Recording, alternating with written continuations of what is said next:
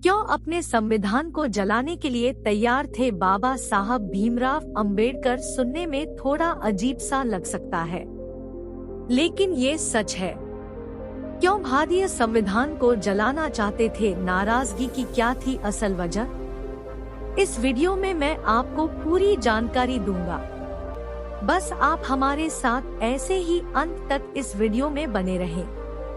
मैं आपके लिए रोजाना बाबा साहेब के जीवन से जुड़ी वीडियो लेकर आता रहता हूँ। बाबा साहेब को मानने वाले लोग चैनल को सब्सक्राइब कर ले। तो चलिए शुरू करते हैं इस वीडियो को। आखिर ऐसा क्या था जो बाबा साहब अपने ही संविधान को जलाना चाहते थे? 15 अगस्त 1947 को देश आजाद हुआ था, लेकिन संविधान को बनाने की प्रक्रिया इससे पहले शुरू हो चुकी थी। संविधान को तैयार करने के लिए 6 दिसंबर 1946 को संविधान सभा का गठन हुआ था। सुनने में थोड़ा अजीब लग सकता है, लेकिन ये सच है और हम ये बात पूरे दावे के साथ कह सकते हैं। आजादी के बाद एक बार ऐसा मौका आया था जब भारतीय संविधान के निर्माता बाबा साहेब भीमराव अंबेडकर इस संविधान को जलाना चाहते थे। लेकिन क्यों? दरअसल 2 सितंबर 1953 को राज्यसभा में जोरदार बहस हो रही थी। राज्यपाल की शक्तियां बढ़ाने और अल्पसंख्यकों के हितों की सुरक्षा के पर बाबा साहेब अड़ गए। आवेश में आकर उन्होंने ये बयान दिया था, 15 अगस्त 1947 को हम भारतीयों को अंग्रेजी शासन से आजादी मिली। देश का संविधान तैयार करने की प्रक्रिया इससे पहले ही शुरू हो चुकी थी। इसके लिए 6 दिसंबर 1946 को संविधान सभा का गठन किया गया था। भारत का संविधान कई प्रक्रियाओं से गुजरकर अपने मौजूदा स्वरूप में आया है। आइए जानते हैं भारतीय संविधान से जुड़े कुछ दिलचस्प तथ्यों को। 26 नवंबर 1949 को भारत का संविधान पारित किया गया और अपनाया गया। इस दिन को संविधान दिवस या राष्ट्रीय कानून दिवस के रूप में जाना जाता है। देश के संविधान को अपनाने के उपलक्ष्य में हम यह दिवस मनाते हैं। भारत का संविधान 26 जनवरी 1950 को देश में लागू कर दिया गया। इसीलिए 26 जनवरी को हम गणतंत्र दिवस के रूप में मनाते हैं। 26 जनवरी 1950 को संविधान देश में प्रभावी हुआ था और भारत संविधान और लोकतांत्रिक देश बन गया। इसलिए इस दिन को हम गणतंत्र दिवस के रूप में मनाते हैं। आपको यहाँ बता दें कि भारतीय संविधान दुनिया में सबसे बड़ा है। इसमें जितनी विविधताएं हैं उतनी दुनिया के किसी संविधान में नहीं है। भारतीय संविधान हस्तलिखित है। इससे किसी ना टाइप या प्रिंट नहीं किया था, बल्कि ये हाथों से लिखा गया था। भारतीय संविधान के जनक डॉक्टर बाबा साहेब भीमराव अंबेडकर को इसके निर्माण में 2 साल से ज्यादा का वक्त लगा और बाबा साहब ने ही इस पर सबसे ज्यादा मेहनत की है।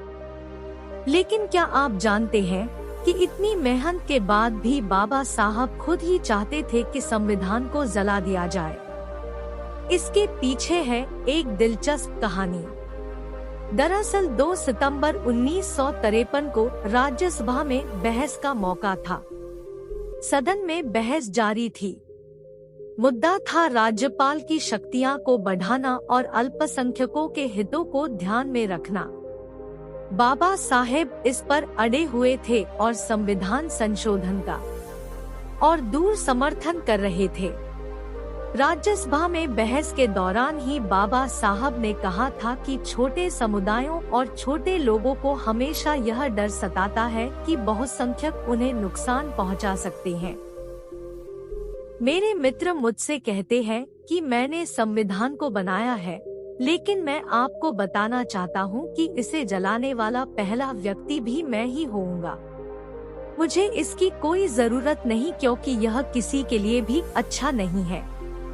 हालांकि हमारे लोग इसे लेकर आगे बढ़ना चाहते हैं, लेकिन हमें याद रखना होगा कि एक तरफ वरुण संख्यक है और एक तरफ अल्पसंख्यक और बहुसंख्यक ये नहीं बोल सकते कि हम अल्पसंख्यकों को मात नहीं दे सकते क्योंकि इससे लोकतंत्र को नुकसान होगा। मुझे कहना चाहिए कि अल्पसंख्यकों को नुकसान पहुंचाना सबसे ज्यादा नुकसानदेह होगा। अल्पसंख्यकों के अधिकारों को लेकर बाबा साहब हमेशा सजग रहे। किसी भी तरह अल्पसंख्यक के अधिकार बहुसंख्यक छीने ना, इसकी हमेशा बाबा साहब ने खिलाफत की है। ठीक 2 साल बाद राज्यसभा में फिर वही मुद्दा उठा।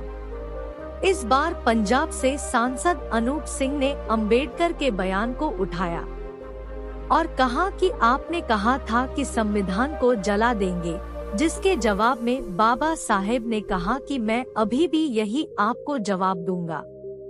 मेरे मित्र कहते हैं कि पिछली बार मैंने कहा था कि मैं संविधान को जलाना चाहता हूँ। पिछली बार मैंने जल्दबाजी में इसका कारण नहीं बताया। अब जब मेरे मित्र ने मुझे मौका दिया है तो मुझे लगता है कि मुझे कारण बताना चाहिए।